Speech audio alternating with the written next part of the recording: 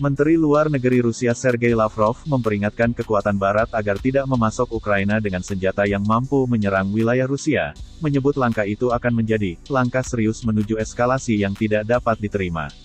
Pernyataan Lavrov, yang dilaporkan pada Kamis tanggal 26 Mei tahun 2022 oleh kantor berita Rusia TASS, keluar saat Amerika Serikat (AS) dan sekutu Barat lainnya memberi senjata yang semakin canggih ke Ukraina sementara Moskwa terus maju dengan serangannya di Donbas.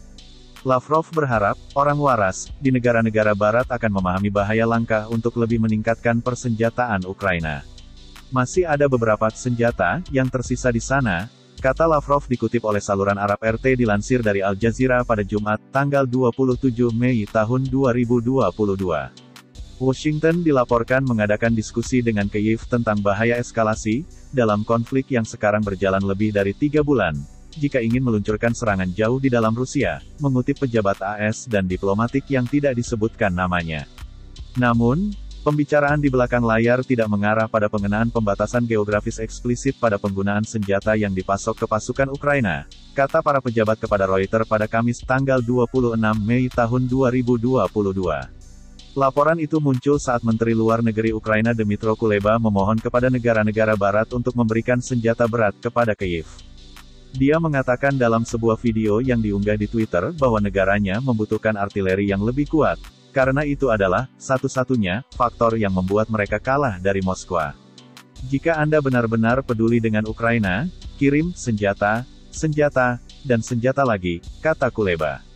Pemerintahan Presiden AS Joe Biden dan sekutu Washington semakin bersedia memberi Ukraina persenjataan jarak jauh, termasuk howitzer M777, sejenis senjata artileri, dalam beberapa pekan terakhir. Para pejabat AS mengatakan kepada Reuters bahwa Gedung Putih bahkan mempertimbangkan untuk memasok Kyiv dengan sistem roket artileri mobilitas tinggi M142 HIMARS yang, tergantung pada amunisinya, dapat memiliki jangkauan ratusan kilometer. Tetapi Dinas Intelijen negara itu juga telah memperingatkan peningkatan risiko eskalasi.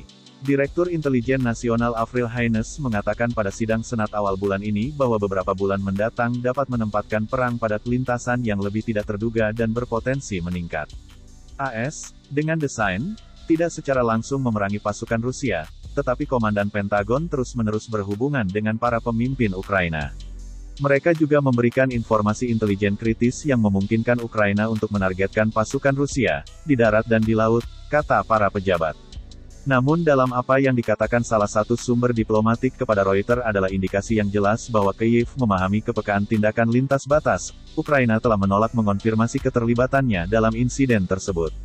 Salah satu pejabat AS mengatakan kepada Reuters bahwa pasukan Kyiv saat ini memiliki banyak target untuk diserang di dalam Ukraina, dan negaranya bermaksud mendapatkan persenjataan jarak jauh dari para pendukung negara tersebut.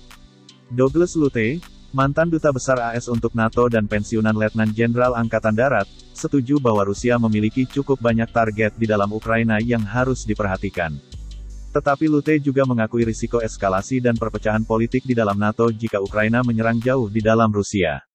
Anggota aliansi militer transatlantik pimpinan AS ini telah memasok senjata senilai miliaran dolar ke Kyiv selama perang, itu akan memicu perdebatan yang memecah belah di dalam aliansi. Dan, tentu saja, aliansi tidak menginginkan itu. Begitu juga dengan Ukraina, kata Lutte kepada Reuters.